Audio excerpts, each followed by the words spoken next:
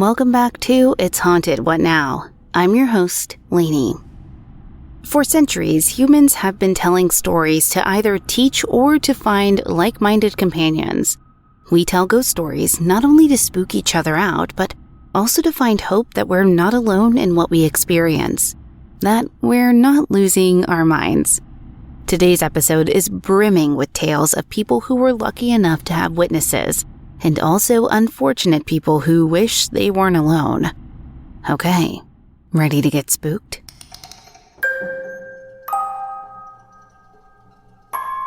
Our first incredible tale is told by Maaalicelaaamb, who may have experienced a glitch in the Matrix or a residual haunt.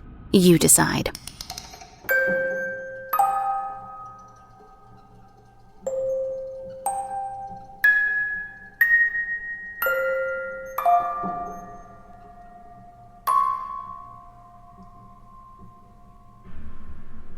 When talking to people about what happened, I refer to it as a ghost story or a haunting because it's the closest concept I can think of, but I'm open to any interpretation as to what it could have been. Here's the backstory. This was back in 2007 or possibly 2008, making me 16 or 17. I grew up in a house that one would call haunted. It was the first plantation Victorian of my small East Coast U.S. town, built during the Civil War with innumerable histories in it. Strange things did occur from time to time, which I would chalk up to paranormal activity, despite being an agnostic skeptic, with a healthy respect for the possibility of reincarnation from reading case compilations like Life Before Life and its ilk. Anyway, it was about 9:45 on a school night, and I was getting ready for bed. An avid reader, my routine involved sitting in bed consuming some tome or another, before switching off the light and reclining. My precious cat daughter, who is now 21, has slept with me since I was 11 years old. At this point, she was lying on my shins, waiting for me to finish my book. Once finished reading, I would always put the book down next to me in bed, turn off the light, recline, and she would walk up my body and lay on my chest. This time, the universe had a different plan for us. I was engrossed in what I was reading. I think it was a Hannibal derivative, some kind of murder tale, and completely wide awake. I've been a lifelong insomniac, so I never fall asleep easily. This was not a dream forthcoming, let me assure you.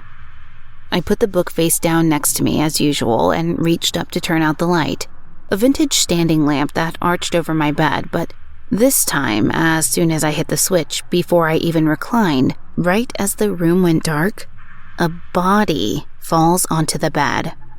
That is the only description for what happened, because that is what we felt, what both my cat and I experienced. A body, the heft and size of a small man, falls from thin air onto the bed with an audible whomp. There is nothing else it felt like but a god-dang falling corpse, somehow materializing mid-plummet, falling on top of me and my cat from some height, judging by the force of the impact. It scared the bejesus out of my cat, who instantly flew off the bed and out the door in a total flight of panic. I knew it was a real event because of her reaction. I immediately turned the light back on, and nothing was there. Well, no, not nothing, because there was an imprint, a body-sized divot upon my down comforter, where this invisible thing had whomped upon us to prove, alongside the cat reaction and the audible noise it had made, and the sensation of its impact, that it really had existed. It had happened. Yet, in telling this story, I feel the burden of incredibility. How could such a thing have happened? The logical part of my brain longs to fit a neat solution onto what happened that night, but logic does not explain it. In the years since this occurred, I mulled over the incident frequently, and in my heart, I believe that I experienced some poor soul's suicide. Perhaps not a suicide in our dimension, or maybe not in our timeline, or maybe just not at this juncture in our timeline. I don't know. What I know is that a body plummeted onto me in the middle of the night from some other dimension, and such a force must have come from somewhere, which leads me to believe it was the impact felt from somebody's jump to their demise. It gives me the willies to imagine that perhaps somewhere in our world, or in a world much like our own, parallel to our own, at the exact same time that I turned out the light, some poor soul jumped to his death and I felt it. Other times I imagine that it was a suicide that happened in the past whose resonance I felt on my own time. Other times I imagine that it was a suicide that happened in the past whose resonance I felt in my own time, somehow. Maybe of someone who had memories in the house I lived in long before I lived in it. I often think this because of the size of the body, and the fact that men were a bit smaller back then. The fact that it was a man is a fact to me as plain as the pressure of the impact. I could just tell a small man's body struck me. I could be wrong on that fact, but in my bones I feel it to have been a small male, and the impact was his death. How? I don't know. Only the complex, unknowable matrix universe knows how it happened.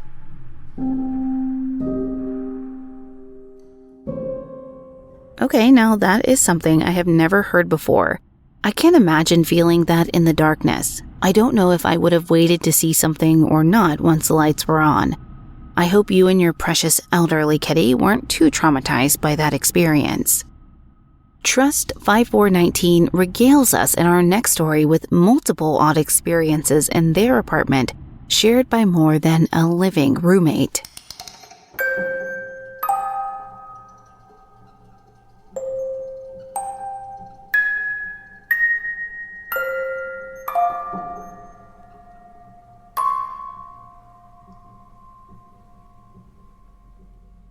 This was about 20 years ago in an apartment in San Diego, which was a new build. I lived there with my girlfriend for about a year, then we broke up. She moved out and a friend moved in because he needed a place to crash for a few months and I could use help with the rent. We'll call him Z. I had a fold-out couch Z was staying on and Z wasn't working, so he would pretty much watch TV all day or play video games while I was at work. In the evenings, we partied too much. Z would always complain that he couldn't sleep and would always find himself awake in the middle of the night, staring up at one corner of the room. I never thought of this because alcohol and drugs mess with everything, so I was like, whatever, you're going to bed blackout drunk every night. I had a DVD player with no buttons on it. You had to use the remote to control anything besides turning it on or off. Z bought Lost on DVD. That's how old this story is, and he yelled out, "Hey, I'm going to start watching this." And I said, "Let me know when it's loaded up and I'll come out." A half hour passed and I went out to find the place a mess. Long story short, he couldn't find the remote. We then collectively tore that place apart. We spent nearly 2 hours looking everywhere for the remote. Since we drink a lot, we even checked our cars, the dishwasher, and pockets and jeans that were in laundry baskets, literally everywhere. Since Z was staying on a pull-out couch, we, of course, took that all apart and it wasn't there. At this point, we felt defeated and agreed to go buy a new DVD player to watch Lost. We put the house back together and were sitting on the couch side by side. And I knew it was a long shot, but I thought, I didn't check the freezer, even though we checked the fridge. So I said, "Hey, let me check one last place." Went to the freezer, not there. I went back to him and the freaking remote was on the couch exactly where I was sitting when I got up 20 seconds before to go to the freezer. Z was on his laptop right next to it the whole time. I picked it up and said, "Dude, where did you find it?" He looked at me and turned white. We both ran outside and flipped out for about 45 minutes. Over the period of the next few weeks, stuff that carries electrical charges went missing. Electric razor chargers, phone chargers, MP3 player chargers, and laptop cables. Z moved out on a weekday while I was at work. The room he was staying in was empty besides the furniture. When I got home from work, all those cables were in a corner of the room. I know this wasn't him messing with me because he made me mail a few to him. So once Z moved out, for some reason, I couldn't sleep in my own bed and I could only sleep on the couch.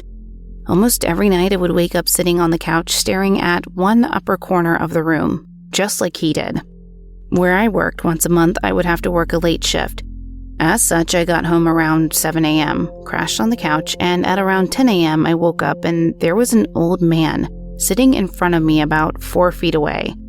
I played it off as if I was just tired and dreaming, but I stared at him for about a minute, and realized I was awake. He wasn't dressed like an old man either. He was wearing a t-shirt, sneakers with socks that went to his calves, and a baseball cap. After about 3 minutes, he, in an unnatural way, turned to look at me, made eye contact, then took a few steps and disappeared. I flipped the heck out, and while I planned to move out of there in 2 weeks, I was gone in just a few days. I have more stories like this, but this one carries the most weight, so I wanted to share it while I was on my computer and could type.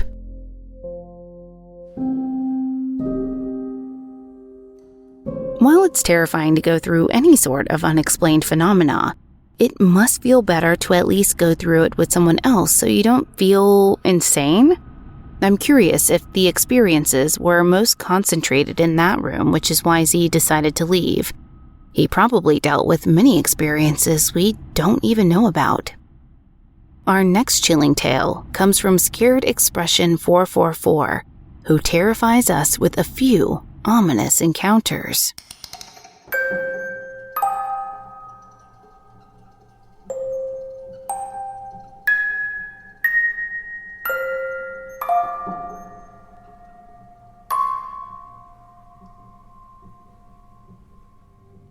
When I was a kid, my mom and I lived with my grandparents in their 3-story house. It had a basement, a ground floor, and a second floor. To give context, there was a living room directly in front of the stairs leading upstairs so you could see my mom's room on the left. This is important for later, and my grandparents' room on the right.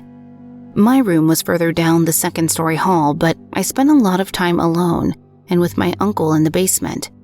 For more context, the basement was a huge rectangle with one room directly to the left of the stairs, which was my uncle's room, and one room in the far back left corner, a storage room, also important for later.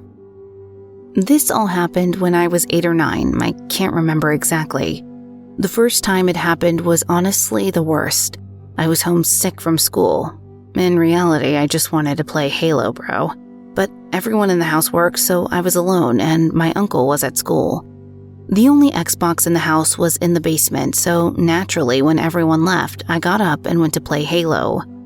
I'm down there for a few hours playing games happily, and all of a sudden the storage room I mentioned earlier creaks. It opens ever so slightly, not completely, just enough to see a slit of darkness. And plain as day, I hear my mom call me from what sounded like the furthest corner of the storage room, saying she needed help putting something away. My mom wasn't home at this time, and I knew this. I didn't turn anything off. I bolted upstairs and laid on the couch until my uncle got home from school. He asked why I left the Xbox on, and he thought I was sick and laughed at me. I just laughed back and said, "My bad, won't happen again." The only other time this happened was actually during a family dinner. We had cousins and pretty much our entire family over for a holiday. My cousins and I were playing with Nerf guns in the living room. They got hungry and went to get more food, so I sat by myself in the living room, reloading my magazines with darts, when something caught my eye upstairs. This is the same year as last encounter. I'm still 8 or 9 at this scenario. It was my mom's room door. It had opened, and because it was like 8 p.m., it was dark upstairs. No one was up there, so no lights were on, but my mom had walked out from the darkness and kinda waved me over to her with a weird smile on her face. I yelled to her, "Why?" And she just kept waving me over. But I clearly saw my mom, so I didn't question her again and started walking over. As I got to the start of the stairs, I looked to my right and saw my mom talking with my aunt at the dinner table. I walked over and asked if she had been upstairs, and she said no. When I went back to the living room, I looked up the stairs, and her door was closed again. Nothing like that ever happened again, but it still gives me the chills when I think about it.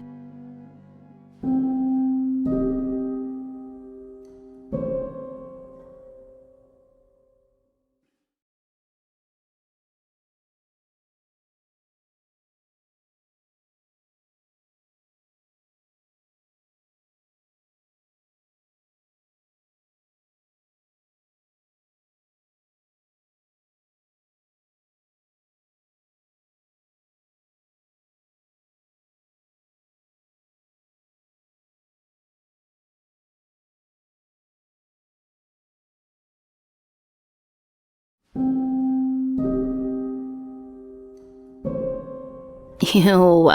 I am screaming. That is going in the top creepy stories I've heard on this show. It's terrible enough when something unexplainable is happening to you as a child, but then it tries to manipulate you by impersonating your mom. I draw the line at intelligent haunts that are attempting to lure you into dark rooms. No, thank you. 14 The Tower tells us our next story about a mystifying entity.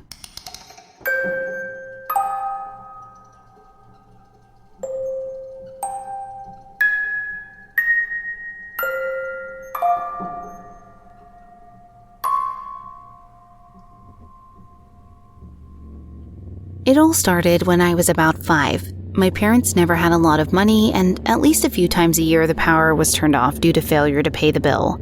Since it was such a frequent occurrence, we always kept a big box of candles and tea lights to light the house in the evenings when we didn't have power. My parents had put me to bed and blown out most of the candles, with the exception of the ones in their room. I woke up at some point early in the night to go use the bathroom, which was directly across the hall from my room in the trailer. I paused in the dark hallway and looked to my left, through the living room and into my parents' room, and I see him. The Zebra Man. He was roughly my dad's height at around 6'1", and honestly his appearance haunts my dreams still. He had the completely nude torso of a human male, but the head, lower arms, legs, hands, and feet of a zebra. His face, though, was slightly different, particularly his eyes. His eyes were orange and marquee-shaped, and not set in the typical spot for an equine. Instead, they were centered at the front of his face. I was a child. I stared. I didn't know if he was real or not. Then he started sprinting, like a human, at me. I started screaming and bolted into the bathroom. I could hear his hooves clicking across our hardwood floor. They got close enough to the bathroom that I could feel the vibrations from his footsteps in the floor under my feet, and then it stopped. Seconds later, my parents were in the bathroom with me as I screamed and cried, terrified. My parents assumed I was sleepwalking. Then it happened again. A few months later, I saw the Zebra Man again, and again I stared, and he started running at me. Cue screaming and hiding in my parents coming in to comfort me again. As I got older, the Zebra Man showed up every time we were lighting the house with candles. I learned quickly that as long as I just glanced at him, he would be gone after I'd gone to the bathroom. The last time I saw him, I was 14. He chased me at that time, stopping just short of the bathroom door as he had many times before. After that, home felt a lot more peaceful at night, like something negative had finally disappeared from my life.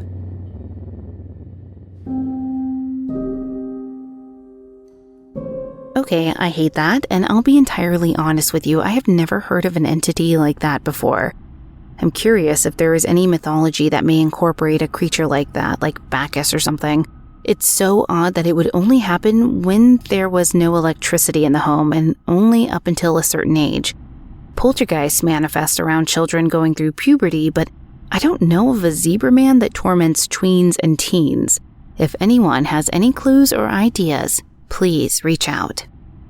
Our next story is from GaliMoon, who found out they live with an extra sibling.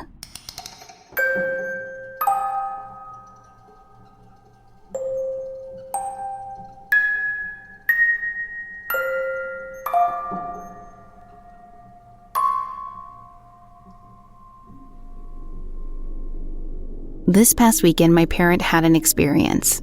I did not make much of it, and neither did the rest of the family. I am going to use general terms to protect some privacy. This parent got up in the morning for work and they were washing some dishes from the night before. I woke up and was able to hear them wash the dishes and everything. Nobody else in the home was awake besides one of our pets. My parent came into the room and asked for my sibling. I mentioned that they were sleeping upstairs. We have a single room upstairs, somewhat like an attic, but it's used as a bedroom, where my other sibling was. At this point, my parent told me to swear that my sibling was upstairs.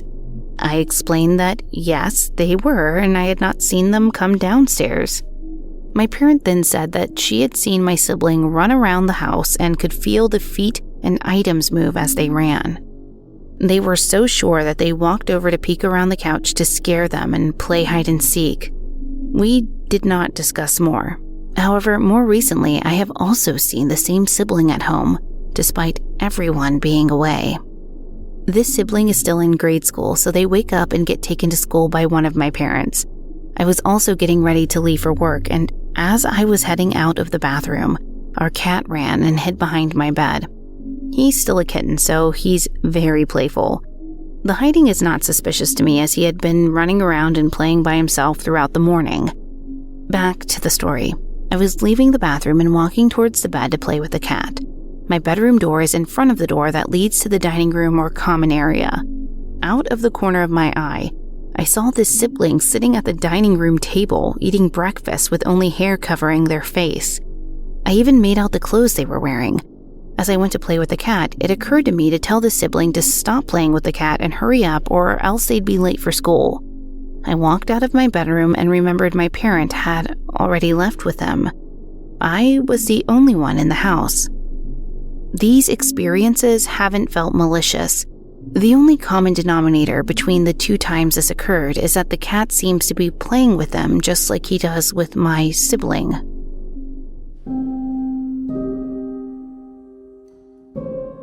I'm glad to hear that the entity didn't feel malicious. At the end of your story, I had the idea that maybe the spirit was taking on the appearance of your sibling because it wanted to simply play with the kitten. But ghosts can play with cats anytime. It may have seen that the kitten really enjoyed playing with your sibling, so maybe it just copied their look. Who knows? Grandma Take Me Home brings us our final story and tells us what could be on the other side of Unknown Caller.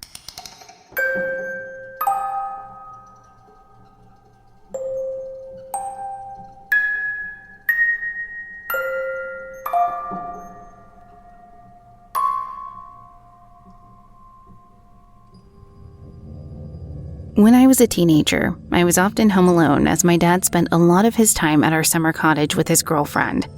I was responsible for the house, and if I needed to be informed of anything, my dad would call our home.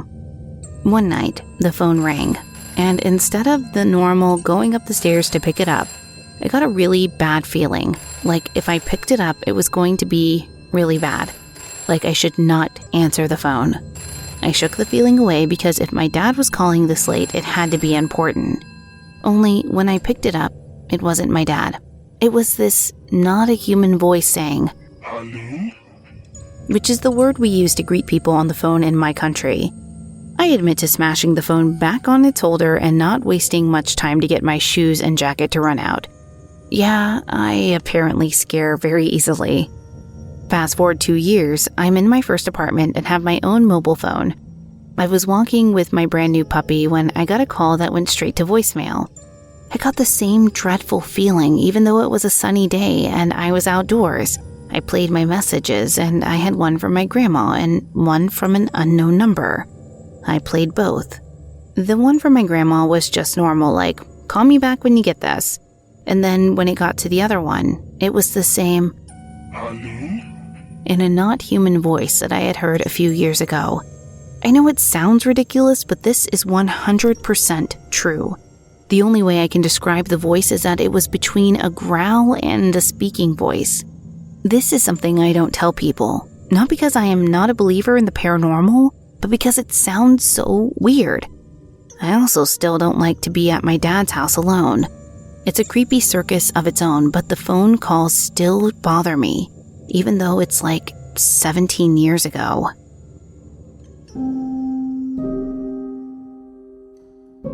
Not gonna lie, but that's the literal thing of nightmares. Millennials have phone anxiety, but this really just kicked up a few more notches. Thanks for reminding me to never pick up the phone again for the rest of my life, especially from an unknown number. Well, that does it for this episode. If you'd like to submit your own personal spooky tale to be read on the show, head to hauntedpod.com and click on the link to submit your story. You can also email me, hauntedpod@gmail.com. Thank you for listening. If you enjoyed this episode, please leave a positive review on Apple Podcasts or your podcast player of choice and give us a follow. It really does help. You can find us on Twitter at podcast_haunted, Instagram at It's Haunted What Now, where I now share some of my favorite stories from episodes past, or at hauntedpod.com. Production assistance provided by Jesse Hawke, writing assistance by Sherilyn Reyes. The official composer and audio smith for the show is Neeks at We Talk of Dreams. Check him out on Twitter at We Talk of Dreams or wetalkofdreams.com. Until next time. Did you hear that?